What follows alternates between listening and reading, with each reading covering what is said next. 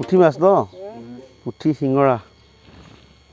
হাতৰ কাকু আপুনি নুখোলে নেকি মাছ নমস্কাৰ সকলোকে নিশ্চয় সকলো ভালে আছে কুশলে আছে নতুন এটা ভিডিঅ' বনাইছোঁ ভিডিঅ'টো মানে এনেকুৱা বাস্তৱিক এটা ভিডিঅ' আগৰখিনিও মই বাস্তৱিকেই তথাপিতো কথাটো হ'ল কি আজি দুমাহ ধৰি নেৰানেপেৰা বৰষুণৰ ফলত গোটেই অঞ্চলটো পানী হৈ গ'ল বহুত পানী হৈ গৈছে দেখিছে পথাৰবোৰ সম্পূৰ্ণৰূপে পানী একদম পুৰা জমা হৈ গৈছে আৰু বানপানীয়ে হৈ পৰিল এই বানপানীৰ ফলত মানে গাঁওবিলাকত বিভিন্ন সমস্যাৰ বৰ্তমান সৃষ্টি হৈছে যেনে ধান খেতি বা এইবিলাক আৱতৰত হৈ যোৱাৰ কাৰণে ধান খেতিৰ ক্ষেত্ৰত বহুতো নষ্ট হোৱা দেখা গৈছে মই দেখাম আপোনালোকক কেইটামান ভিডিঅ'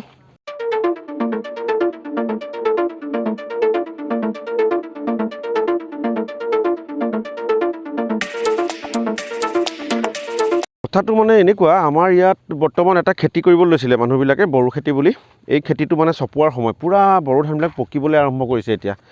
খুব ভৰপক দি আছে দাব হ'ল গতিকে এইকণ সময়ত আপোনাৰ যেতিয়া বানপানী আহি গৈছে পানী হৈ গৈছে বৰষুণৰ পানীয়ে একচুৱেলি বানপানীটোৰ সৃষ্টি কৰি দিছে নদীৰ পৰা কোনো ধৰণৰ ডাঙৰ পানী হৈ এতিয়া সোমোৱা নাই কিন্তু এই পানীয়ে যথেষ্ট অনিষ্ট কৰিছে কিছু কিছু ক্ষেত্ৰত মানে বহুত অনিষ্ট কৰি পেলাইছে গতিকে আহকচোন চাওঁ আমি গাঁৱৰ ভিতৰলৈ ক'ত কি কেনেকৈ চলি আছে অকণমান চাবলৈ যত্ন কৰোঁ ইয়াত কিমান এই গোটেইটো আপোনালোকৰ নেকি ধান এই যে পকি আছে এইখিনি তাকে আগতে মানে আগৰ বছৰত এনেকুৱা নহয় ন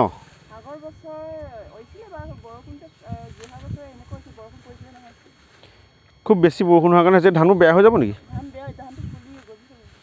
পুলি গজি যাব অঁ এইবোৰ কাম নহ'ব আৰু ন এই কাটি পেলাই কি লাভ হ'বগৈ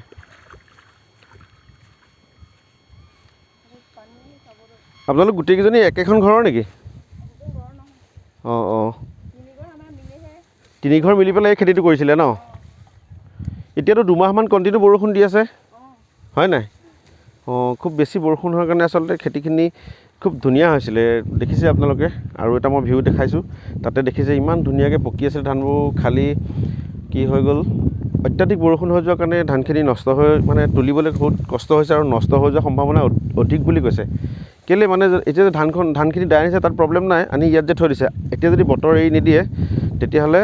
এই খেতিখিনি নষ্ট হৈ যাব বুলি কৈছে কি মাছ লাগিলে এইবোৰ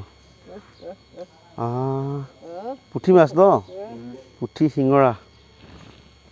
হাতৰ কাকু আপুনি নুখোলে নেকি মাছ তাৰ পৰা হা তো আমাৰ মাজুলীত মানে বাৰিষা হ'লে ইমানেই ফূৰ্তি হয় কিছুমান মানুহে আপোনালোকে চাওক পাহে পাহে মাছ লাগিছে পাহে মাছ লাগিছে এইবোৰ শিঙৰা পুঠি নদীৰ কাষৰ মানুহ হয় এইখন গাঁও বগৰীগুৰি বুলি কয় ন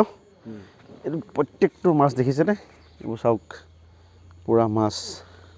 এইফালে বাইদেৱে গুচাই আছে দাদাই গুচাই আছে কোনে পাতিছিলে আপুনি পাতিছিলে নে বাইদেৱে পাতিছিলে